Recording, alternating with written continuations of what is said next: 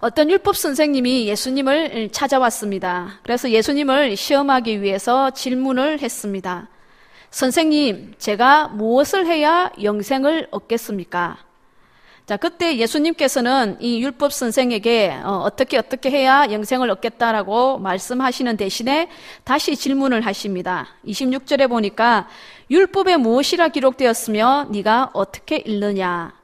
자, 대답합니다. 내 마음을 다하며 목숨을 다하며 힘을 다하며 뜻을 다하여 주 너의 하나님을 사랑하고 또한 내 이웃을 내 몸과 같이 사랑하라 하였다고 기록되어 있다고 대답했습니다. 그래서 예수님께서 이 대답을 들으시고 내 대답이 옳도다, 이를 행하라, 그러면 살리라 라고 말씀하셨습니다. 자, 여러분, 영생은 어떻게 얻습니까?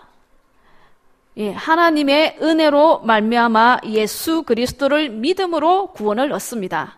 영생을 얻습니다. 아멘. 예, 하나님의 은혜로 예수 그리스도를 믿음으로 그저 값없이 이 구원과 영생을 얻습니다.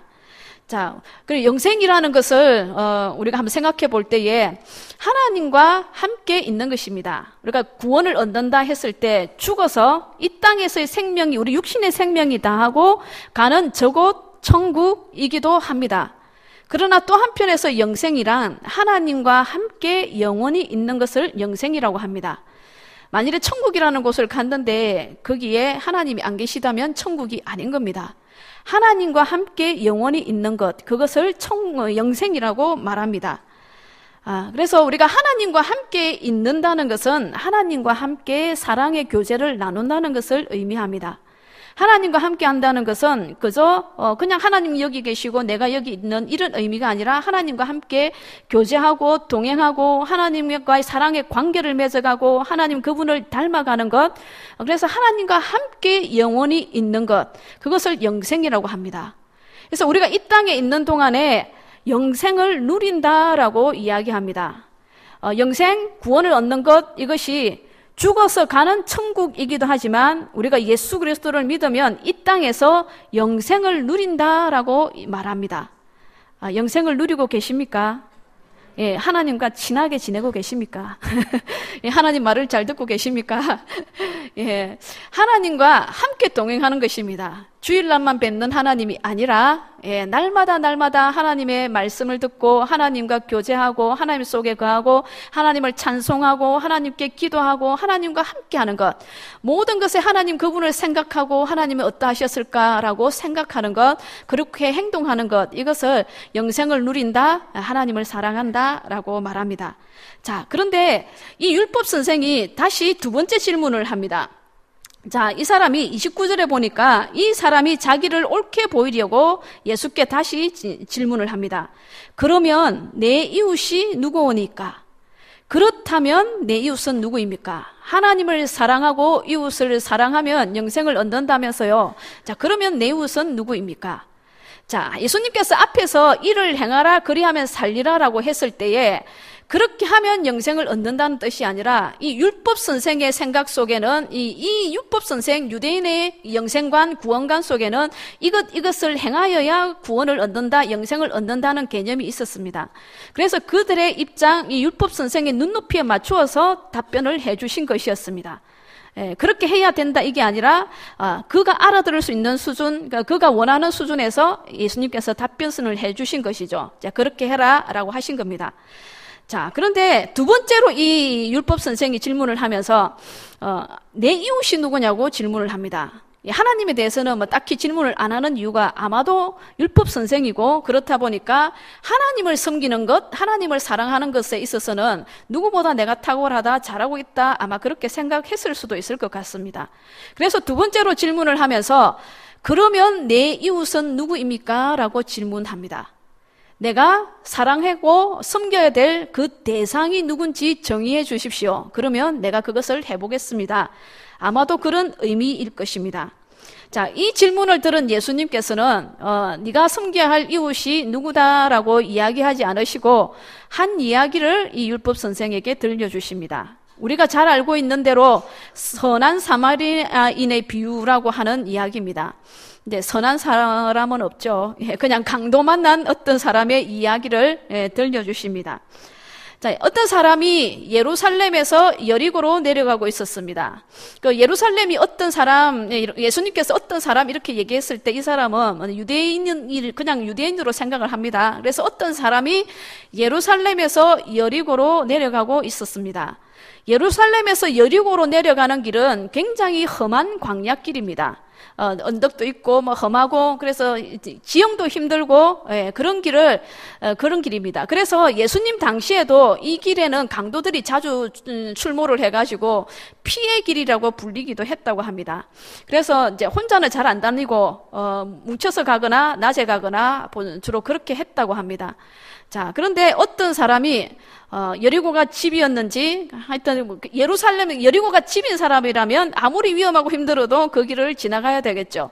그래서 이 사람이 여리고로 내려가는 그 길을 가고 있는데 강도를 만났습니다. 그래서 옷을 빼앗기고 흠씬 두들겨 맞고 쓰러졌습니다. 강도들이 옷을 빼앗고 두들겨 패고 버리고 가버렸습니다. 예수님 당시에 이 옷이라는 것은 이 생존과 관련된 것입니다. 과거 우리 어르신들 계신데 옛날에 우리 빨래해서 널어놓으면 걷어가고 했던 시절도 있었습니다. 그래서 이 옷을 빼앗고 두들겨 패서 거의 죽을 지경으로 만들어 놓고 그냥 가버린 겁니다. 자, 그러면 이 사람은 이 광야의 이 밤은 굉장히 춥습니다. 광야에서 얼어 죽거나 들짐승들에게 사나운 짐승들에게 잡아먹히거나 그럴 수밖에 없는 처지에 놓여 있습니다. 자, 그때에 한 제사장이 이 길을 지나가게 되었습니다. 지나가다가 이 사람을 보았습니다. 그리고 피해서 갔습니다. 자, 두 번째로 레위인이 또 나타났습니다. 레위인은 하나님 집에서 이제 성전에서 봉사하는 사람이죠. 이 레위인이 그 길을 지나가다가 이 사람을 보았습니다. 그리고 피해서 지나갔습니다. 자, 그리고 이제 그 다음에 사마리아 사람이 여행을 가다가 이 길을 동일하게 지나가게 되었습니다. 이 강도 만난 사람을 보았습니다. 거의 죽어져 가는 이 사람을 보고 불쌍히 여기는 마음이 들었습니다. 그래서 가까이 갔습니다. 그리고 이제 기름과 포도주를 붓고 응급처치를 했다 이 말이죠. 응급처치를 하고 자기 짐승에 태워서 주막으로 데리고 갔습니다. 그리고 밤새 돌보아주고 이제 날이 밝자 그 주막 주인에게 데나리온 2를 주고라고 하는데 요즘식으로 하면 우리나라식으로 하면 한 20만 원 내지 30만 원을 그 사람에게 주인에게 주면서 좀 돌봐주십시오. 돈이 더 들면 내가 돌아가는 길에 들러서 그 비용을 갚겠습니다. 라고 이야기를 했습니다. 자, 예수님께서 이 이야기를 다 들려주시고 난 이후에 그 율법 선생에게 다시 질문을 합니다. 자, 36절에 보니까 네 의견에는 이 세 사람 중에 누가 강도 만난 자의 이웃이 되겠느냐? 라고 예수님께서 물으십니다. 자, 그때 이 율법 선생은 자비를 베푼 사람입니다. 라고 대답합니다. 자, 예수님께서 이 이야기를 들려주시고 난 후에 율법 선생이 처음에 질문했죠. 내 이웃이 누구입니까? 정의를 내려주십시오. 라고 했는데 예수님께서 네 이웃이 누구다라고 말씀하지 않으시고 이 세 사람 중에서 누가 강도 만난 자의 이웃이 되겠느냐라고 질문을 하신 것입니다. 우리가 이웃 사랑의 실체를 얘기할 때 이웃 사랑의 대상이 문제가 아니라는 것입니다. 어떤 사람에게 사랑을 실천해야 되고 어떤 사람에게는 그냥 무관심해도 되고 라는 얘기가 아니라는 겁니다. 대상이 문제가 아니라 네가 그 사람, 도움을 필요하는 그 사람에게 지금 언제든지 항상 이웃이 되어주고 있느냐? 너는 좋은 이웃이냐? 라고 질문하시는 것입니다. 오늘 이 이야기와 이 말씀 가운데서 하나님께서 우리 각자에게 주시는 음성을 듣기를 원합니다. 우리는 늘 대상을 생각할 수 있습니다. 이 율법 선생님처럼 어떤 대상, 그러나 우리가 이 땅에서 발을 디디고 사는 동안에 항상 우리는 이곳에서 좋은 이웃으로 예수님이 우리에게 기대하시는 그 이웃으로 서 있는가? 실제로 그렇게 실천하며 살아가고 있는가? 누군가 우리를 향해서 도와달라는 그 외침에 귀를 막는 것이 아니라 실제로 내가 손을 내밀고 도와주고 있는가? 너는 그런 이웃이냐? 라고 예수님은 질문을 하시는 것입니다. 영생을 누리는 것이 죽어서 가는 천국이기도 하지만 지금 여기서 하나님과의 관계를 누리는 것이라고도 했습니다. 자, 하나님과 함께 영원히 거하는 것, 하나님과 깊은 사랑의 관계를 누릴 때 우리에게는 어떤 현상, 어떤 정세가 나타납니다. 그것은 사람을 사랑하고 섬기게 되어져 있습니다. 이것은 하나님을 사랑하고 섬기는 일이고 요것은 사람을 사랑하고 섬기는 일입니다 라고 따로 떼어서 생각할 수 없습니다. 이것은 묶여져 있는 일입니다. 제가 예수님을 대학 졸업할 즈음 예수님을 만났는데 저는 예수님 믿는 저의 여동생을 심하게 핍박을 하다가 예수님을 만났습니다. 제 동생이 참 많이 기도했습니다. 이제 지금 사모님이신데 기도하고 그래서 예수님을 만나게 되었습니다. 사도 바울처럼 예수님을 만나다 보니까 주님이 너무 좋은 겁니다. 주님을 너무 사랑했습니다. 주님의 사랑이면 충분했고 그것이 전부였습니다. 다른 건 아무것도 필요가 없었습니다. 그래서 주님, 제가 주님을 사랑합니다. 주님을 위해 살고 싶고 주님을 위해 죽고 싶습니다. 주님만을 따라가고 싶습니다. 주님, 저를 사용해 주십시오. 정말 주님 사랑하다가 이 일평생 마감하고 싶습니다. 라는 간절한 소원을 자주 올려드렸습니다. 자, 그런데 하나님께서 제게 은혜의 시간을 주셨습니다. 한 3년 혼자 있게 하셨습니다. 백수 3년이라고 표현합니다. 예, 은혜의 백수 3년. 예, 혹시 쉬고 계신 분 계십니까? 은혜의 시간입니다. 영적으로 도약할 기회입니다. 하나님께서 그 시간을 주시면서 그래 실컷 혼자 있으라고 시간을 주신 것 같습니다. 그래서 그 시간들 가운데 하나님 말씀 보고 기도하고 찬양하고 주님 사랑해요, 주님 좋아요, 제발 저를 써주세요. 오로지 그 기도로 시간을 보내면서 1년이 가고 2년이 가고 이제 3년이 거의 다 갈 즈음에 저에게 이상한 증세가 나타나기 시작했습니다. 그것은 사람이 좋아지기 시작했다는 겁니다. 사람이 그리웠고 사람에게 말을 붙이고 싶어 했습니다. 이게 저 개인에게 왜 그게 중요했냐면 하나님은 너무 사랑했는데 사람은 별로였습니다.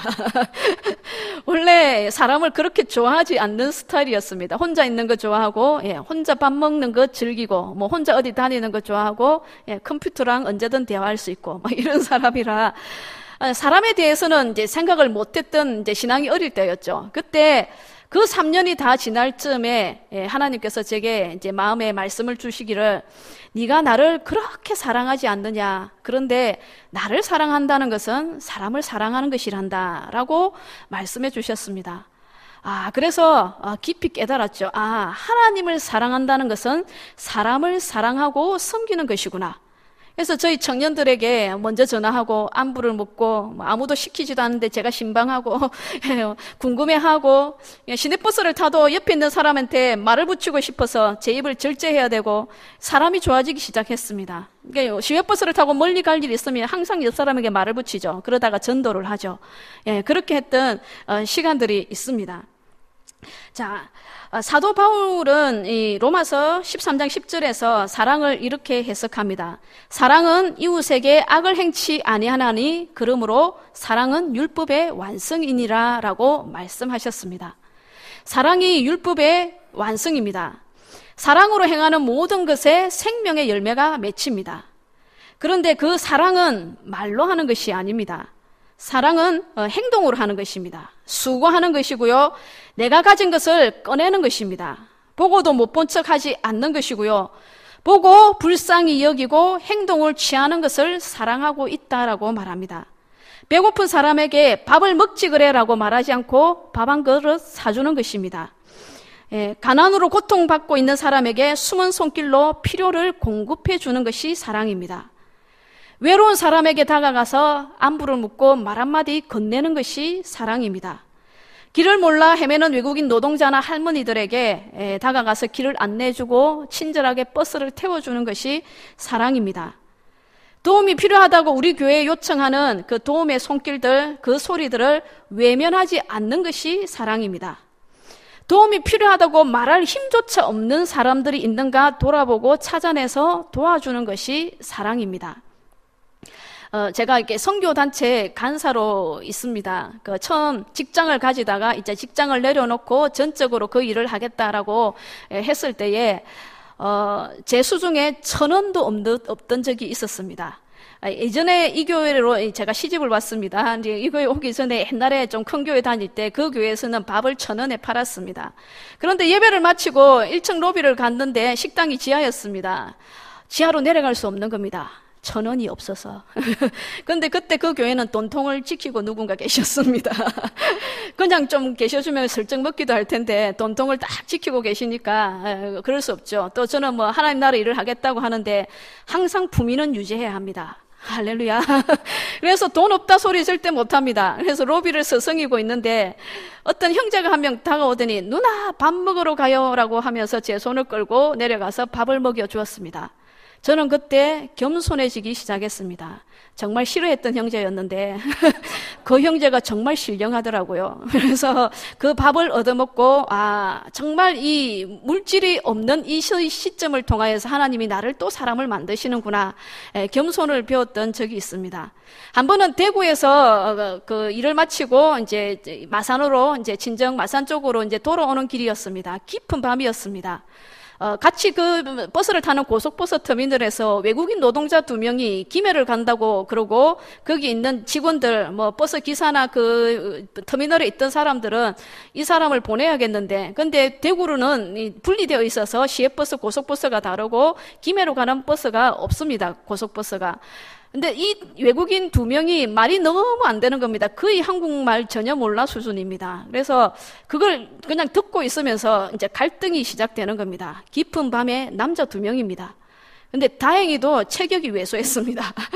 일단 버스를 타자, 나중에 결정 내리자 이러고 같이 버스를 탔습니다. 그냥 일단 왔습니다. 이제 자꾸 고민이 됩니다. 어떻게 하지? 남자 2명, 나 여자 어떻게 하지? 고민이 됐습니다. 그런데 일단 버스를 내리면서 이제 그들이 먼저 앞을 가고 제가 뒤를 가는데 김해 가냐고 제가 먼저 물었습니다. 이제 간다 하길래 제가 택시를 태웠습니다. 택시를 날 따라오라고 하고 택시를 태워서 시외버스가 있는 곳에 갔습니다. 그래 내려서 김해로 가는 표 2장을 끊었습니다. 그리고 이제 거의 늦은 시간이라 그 버스를 타는 곳까지 데리고 가서 버스가 올 때까지 한참 기다렸습니다. 너 무슬림, 나 크리스찬, 우리 친구, 이 수준으로 대화를 나누면서 전화번호를 가르쳐 달라길래 절대 안 가르쳐 줬습니다. 그리고 태워서 이제 보냈습니다. 뭐 제가 자랑을 하려고 이러는 건 아닙니다. 이런 예가 있다 말씀을 드립니다. 예수님께서는 이 땅의 가난한 자들을 모두 부자로 만들기 위해서 오신 분이 아니십니다. 예수님께서 말씀하실 때 이런 말씀을 하신 적이 있습니다. 가난한 자들은 항상 너희와 함께 있거니와 라고 말씀하신 적이 있습니다. 가난한 자는 왜 항상 있을까요? 경제는 발전되고 나라는 점점 잘 살아지는데, 세상은 좋아지는데 가난한 자는 항상 있습니다. 빈부의 격차는 더 커지기만 합니다. 자, 가난한 자가 왜 우리 곁에 있나요? 교회 공동체 속에는 부유한 자도 있고 가난한 자도 있습니다. 섞여 있어야 정상입니다. 많이 배운 자와 못 배운 자가 있습니다. 능력이 있는 자와 그렇지 않은 자가 있습니다. 함께 있어야 온전한 교회입니다. 자, 왜 우리는 가난한 자를 항상 우리 곁에 있을까요? 하나님께서는 그 가난한 자들에게 사랑을 베풀고 돌보면서 우리 공동체 속에 있는 가난한 자들, 그리고 우리 이웃에 있는, 우리 바깥에 있는 가난한 자들, 도움을 필요로 하는 자들, 그 사람들을 우리를 돌보며 우리가 사랑을 베풀 때에 세상은 하나님을 본다라고 이야기합니다. 하나님의 사랑을 드러내고 하나님을 나타내기 위해서 가난한 자는 언제든지 항상 우리 곁에 있을 것입니다. 왜 이 가난한 자들이 없어지지 않아? 없어지지 않습니다. 없어지지 않는 이유 중에 한 가지는요, 많이 가지신 분들이 조금 더 오래 그것을 쥐고 계시기 때문입니다. 자주 푸시면 좋은데, 많이 가지신 분들이 꼭 쥐고 계시기 때문에 가난한 자는 계속 가난합니다. 그래서 그 사랑을 베풀라는 거죠. 흘려보내라는 거죠. 그러면 세상은 하나님을 보게 된다는 것입니다. 자, 오늘 한 청년의 이야기를 보겠습니다. 그래서 이 정말 돈도 없고 아무것도 아닌 한 청년이 이 세상 속에서 하고 있는 한 일을 보고 계속 나누도록 하겠습니다. 진정한 나눔이란 사과가 하나밖에 없지만 그 하나를 반으로 쪼개어 나누어주는 게 진정한 나눔이다. 더 나아가서 미친 나눔이라는 게 있는데, 미친 나눔이란 사과가 반 쪼가리밖에 없다. 당연히 내가 먹어야 된다. 그런데 그것을 내가 먹지 않고 너한테 주는 게 미친 나눔이라 생각되네. 너희들도 이거 하나만 기억했으면 좋겠다. 5,000명분을 깔고 앉아서 혼자 먹는 사람이 잘 사는 사람이 아니다. 잘 사는 사람은 5,000명을 먹여 살리는 사람이 잘 사는 사람이다. 나누면 내가 안 가지고 있을 때도 나눠야 하는 것이고, 가지고 있을 때는 그것을 모두 쪼개서 다 나눠줄 수 있는 것이 진짜 나눔이라고 생각합니다. 제 나이 이제 25. 작은 나눔을 통해 세상을 따뜻하게 만들고 싶은 꿈 많은 청년입니다. 사람들은 저를 나눔 전도사라고 부르죠. 무엇을 나누냐고요? 제 나눔 이야기 한번 시작해 보겠습니다. 여기 계시네요. 깜샤시하다. 깜샤시.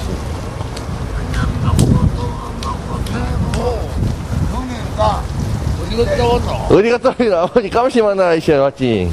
악수. 와, 너 어저께 왔는데 안 계시던데? 어저께 왔는데 안 계시던데, 아버지? 내가? 그래요. 깜시 아저씨 내가 드리려고 챙겼는데 안 계시는 기라.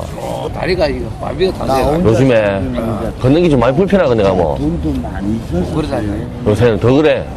웃잖아. 다리도 다 가지가 있고. 개파이도 다리는. 넘어졌어요. 돈도 많이. 아, 어쩝니까? 날씨도 추워지는데. 넘어지셔서 무릎이 아프시다는 아버지, 나중에 병원이라도 모시고 가야겠습니다. 새파랗게 젊은 것들이 노숙인 아버지들과 이래 친하게 지낼 수 있다는 것 참 신기하죠? 한 2년 꾸준하게 찾아뵈었더니 진심은 통하더라고요. 요는 저희가 모시고 있는 노숙인 할아버지 숙소입니다. 이따가 11월 25일까지네, 방값이. 월세 낼 때도 됐고 할아버지 어째 지내시는지 궁금해가 한번 들려봤습니다.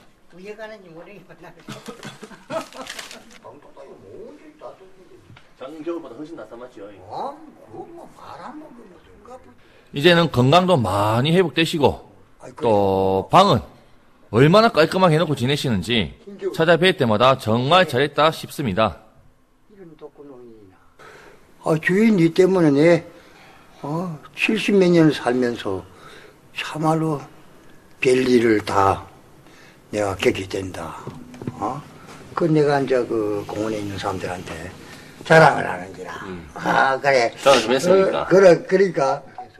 할아버지가 저를 부르는 별명이 있습니다. 천사. 와, 천사는 부릅니까? 천사 송주연이 천사 같은 행동을 하고 천사같이 하기 때문에 천사라고 내가 명칭을 달아주는 거지. 우리 천사. 우리 할배도 아니고 돈도 없는 기 저도 제가 왜 이래 사는지 모르겠습니다. 그래도 누군가의 삶에 등불이 되어줄 수 있다면 마음이 시키는 대로 계속 이래 살아보려고요. 나시게 좀 구워주세요. 할머니, 제가 기억나는 거 모르겠습니다. 맞죠? 기억 안 나지요? 내복도 사다 드렸는데. 아이고, 그래요. 그거 내가 기억 못 합니까? 내 내복 사다 드렸다 아닙니까? 목도리하고. 이 목도리 내가 해준 거네. 그가. 이제 알겠다. 이제 알겠습니까? 아이고. 그거 뭐, 목도리 하고 있고 막 그거 모르면 내 삐지야지, 내가. 그래. 내가 안 하면. 저 남포동 나오면 집업 팔아먹으라고 하고 있거든요. 아, 그래요. 아이고. 예. 나한테 얼마나 잘했는데 내가 이거 받으면 되는가, 더나. 안 되지. 그거. 아니, 이거는 그냥 할머니가 맛있는. 장사도 공치신 것 같은데 집포값을 안 받으시겠다고 이래 야단입니다. 미리 받은 적이 있습니까, 할머니? 아, 뭐. 언제요? 저번에 제가 얼마나 어쩝니까? 아무래도 오늘은 할머니 웃는 얼굴 뵌 걸로 만족해야 될 것 같습니다. 할머니 이거 공짜라. 아, 뭐. 이야.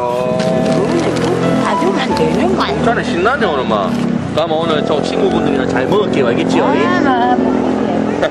그러면 지퍼. 큰 도움은 못 드려도 고단하고 쓸쓸한 할머니 여생에 따뜻한 체온을 전해드리고 싶습니다.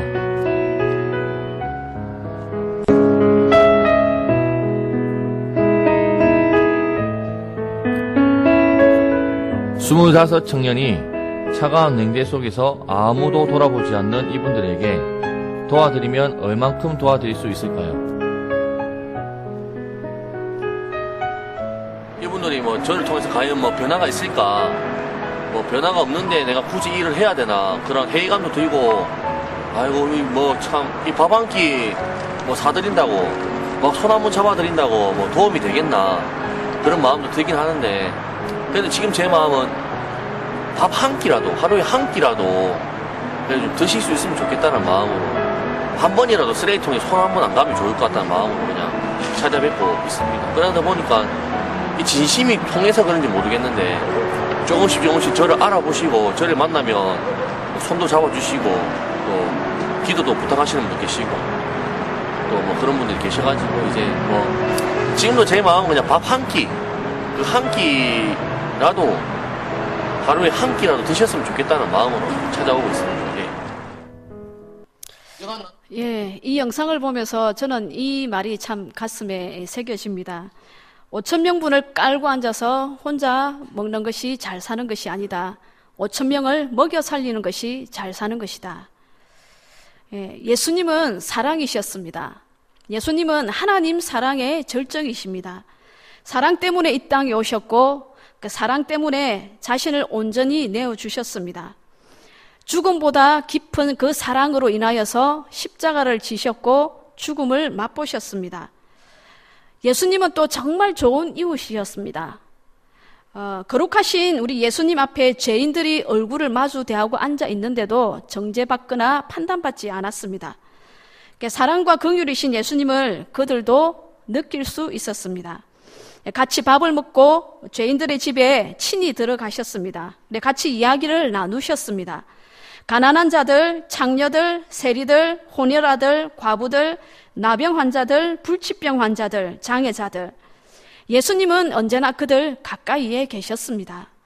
사회적 약자들, 소외된 계층, 누군가의 도움이 아니고서는 현실에서 일어설 수 없는 그 사람들, 그래서 그들이 손을 내밀 때 예수님은 언제나 그 손을 잡아줄 수 있는 그곳에 계셨습니다.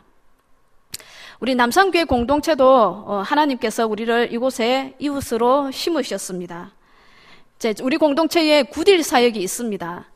굿일 사역을 통하여서 우리 장애우들이 직업을 가지고 일하는 기쁨, 인생의 기쁨을 누립니다. 그리고 여기에서 이제 직장 생활을 하면서 훈련되어서 더 좋은 직장으로 또 가기도 합니다. 또 제가 아는 한 교회가 있는데 이 교회는 교회 1층을 오픈합니다. 그래서 동네 주민들이 언제든지 와서 만남을 가지고 이야기할 수 있는 곳, 화장실도 항상 오픈되어 있고 정수기와 자판기 다 준비되어 있습니다. 그래서 어느 할아버지도 교회에 들러서 한참 쉬었다가 이제 가시고, 누구든지 들렀다 쉬다가 만남할 수 있는 그 교회 공간으로 이제 제공되어 있습니다. 그런데 그 교회는 늘 지저분합니다. 그래서 화장실도 늘 냄새가 납니다. 그러나 이것을 감수하고 그 일을 하더라고요. 또 저희 남산교회 1층을 혹시 자세히 보셨습니까? 나가실 때 급하게 나가지 마시고 한번 둘러보십시오. 북카페가 이쁘게 단장이 되어 있습니다. 자, 그곳에 우리가 앞으로 참으로 교회를 이제 여러분 가운데 혹시 가족 중에 아니면 우리 이웃 중에 예수님을 믿고 교회를 오고 싶으나 아직 내가 죄가 많아서 이 본당 3층으로 올라올 수 없다고 이야기하는 사람들, 그분들이 그 1층에 있으면서 또 영상으로 보여지는 이 말씀을 들으면서 하나님께로 돌아올 수 있는 그런 계기가 되면 어떨까, 그런 생각도 해봅니다. 그리고 우리 이웃에는요, 무엇보다도 영적으로 강도 만난 자들이 있습니다. 예, 어둠에 사로잡혀서 자신이 원하지 않는 인생을 끌려서 살아가고 있는 분들이 있습니다. 예수 그리스도를 만나야 할 사람들, 주님의 사랑과 위로가 필요한 사람들, 마음이 연약한 자들, 낭망한 자들, 하나님의 사랑으로 우리가 다시 한번 우리 주변을 둘러보면 보이기 시작할 것입니다. 자, 그리고 또 우리가 지금은 글로벌 시대입니다. 자, 우리가 단지 창원과 대한민국만의 이웃으로 있지는 않습니다. 열방의 이웃으로 있습니다. 세계에 있는 많은 민족, 그 가운데 기근으로 굶주림으로 죽어가고 있는 아이들과 사람들, 전쟁과 테러로 고통받고 있는 사람들, 그들에게 우리가 이웃으로 있습니다. 자, 방송 매체나 인터넷을 통해 그분들 소식을 또 우리가 접합니다. 그럴 때 우리가 할 수 있는 것은 기도지요. 기도합니다. 기도하면 하나님께서 네가 이것을 좀 해주면 안 되겠느냐라고 말씀하시죠. 그러면 하나님, 제가 순종하겠습니다. 하나님께서는 우리를 통하여서 그 사랑을 흘려보내기를 원하십니다. 영생은 하나님과의 사랑의 관계를 누리는 것이라고 말씀을 드렸습니다. 하나님과의 그 사랑의 관계 속에 거하면 정말 우리가 그 사랑을 흘려보내는 통로가 될 수밖에 없습니다. 그 사랑을 실천하는 사람들이 되어야 할 것입니다. 우리가 그리스도인입니다. 우리가 교회입니다. 그 사랑을 흘려보내라고 하나님께서 우리를 이 땅에 심으셨습니다. 우리가 주님과 함께 저곳에 있는 것이 더 좋은 것 같으나 주께서 우리 보고 할 일이 많아서 여기 있으라고 하셨습니다. 또 마지막 때에 불법이 성함으로 사랑이 식어지리라 라고는 말씀이 있습니다. 그런데 그렇기 때문에 너희들이 사랑하지 않아도 된다는 말씀은 결코 아닙니다. 사랑이 식어져가는 이 시대 때에 우리가 그 사랑하고 사랑을 흘려보낼 때에 세상은 우리를 통하여서 하나님을 봅니다. 하나님께 영광을 올려드립니다. 아멘. 우리 각자가 그러한 사람으로 주님이 찾으시는 사람, 주님이 찾으시는 교회로 서기를 간절히 원합니다.